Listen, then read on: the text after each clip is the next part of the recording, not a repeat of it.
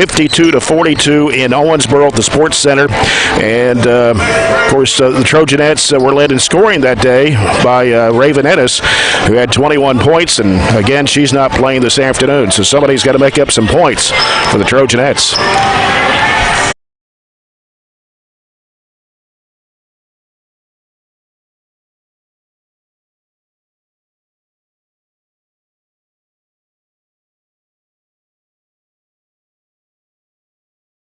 Really had a chance to win it down the stretch, I didn't think. What they really did was they made an adjustment on our press going into that second quarter. It affected them big time in the first quarter. That's how we took a lead. Once they made that adjustment, it was completely non-effective. They've got some really tough guards. The Tucker girl for them, Grimes, is their main point guard, and she's really, really tough. They're not going to turn it over very many times against us, especially being the second time they've seen us. So we're going to have to find a way to score. It was really difficult for us last night. I think they charted the game and saw that we missed 15 layups. We knew we missed a ton. So, we're really struggling from three. Last three games were 41 from three. And when you miss 15 layups in a game, there's a reason we're struggling to score right now. And when you take Raven out of the equation, who had 21.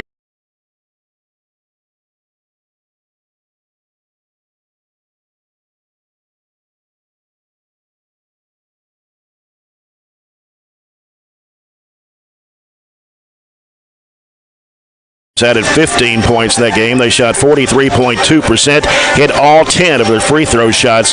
Barren County shot 38.6 in that earlier matchup, only 4 of 16 from behind the arc. Breckinridge County, a team that has won 21 games last year. They won 21 2 years ago and 23 back in 2017. They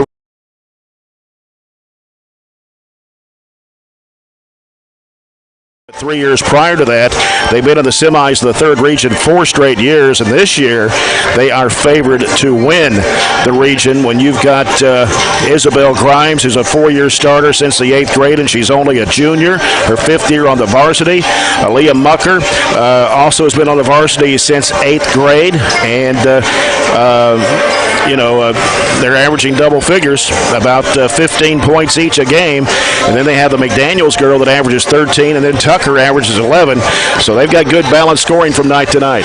Yeah, the 4 in double figures, Grimes and McDaniel and Tucker and Mucker, and they're really tough. Well, they're all pretty interchangeable. Mucker's the only one that really likes to shoot the 3, but they're just solid. They really are. Their 2 wins, or I'm sorry, their 2 losses. Meade County, who's a 500 basketball team, doesn't make much sense, but the other one is the number 5 Bethlehem. Yeah. So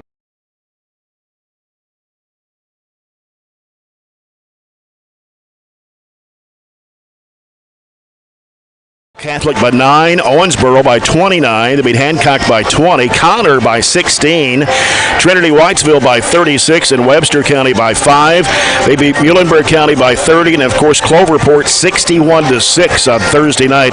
And the 2 losses you mentioned, the Meade County 1-point loss and 14 to Bethlehem, and they're averaging 63 points a game, and they shoot 43.5% from the field, 38% behind the arc, 7.5 threes on average per game, 60.5% of the line, and 25.8 rebounds a game. So Trojanettes rated number 2 in the region of Region 4 this week, number 3 in the Bowling Green Daily News Prep poll, and as I mentioned, Breckinridge County number 1 in Region 3 in the Lexington Herald Leader.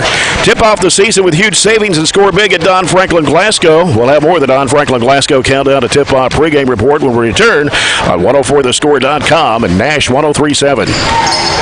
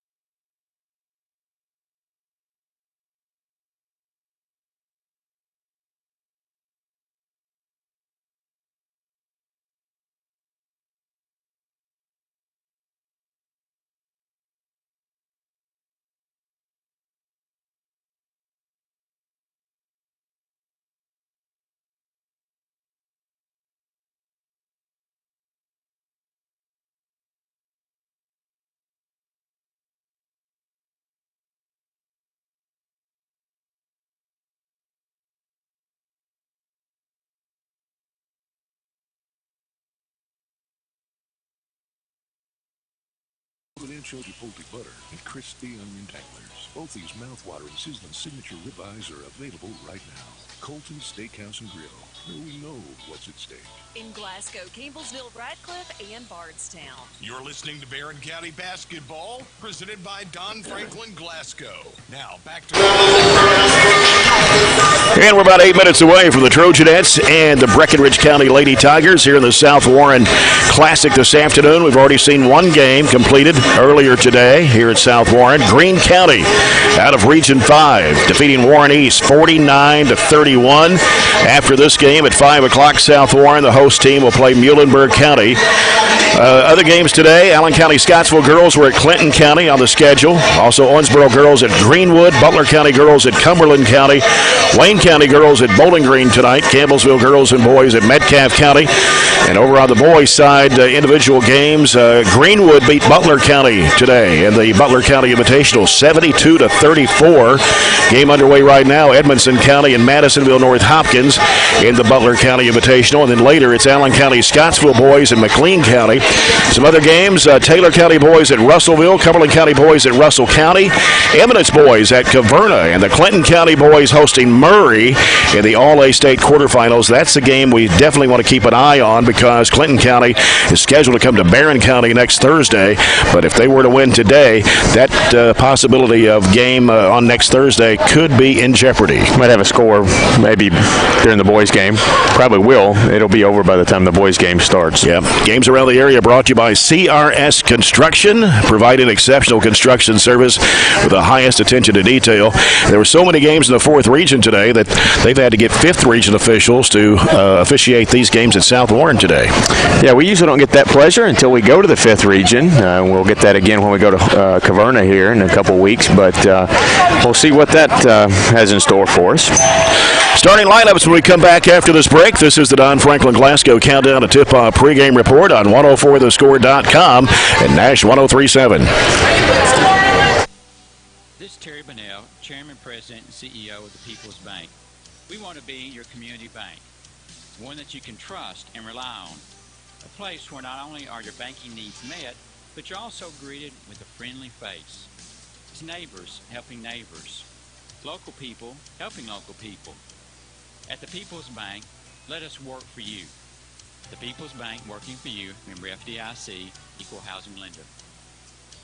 Excellence starts with a solid foundation. CRS Construction Company is a business that lays down that solid foundation, getting construction sites ready for new builds. A family-owned commercial and industrial construction company based in Glasgow, the owners have a combined experience of over 60 years in the construction business. They specialize in excavation, site development, and site utilities. Put CRS to work on your next job and know that it will be a success. CRS Construction in Glasgow. Call them at 270-678-2876. Making your funeral arrangements in advance is one last wonderful gift you can give the loved ones who'll be left behind.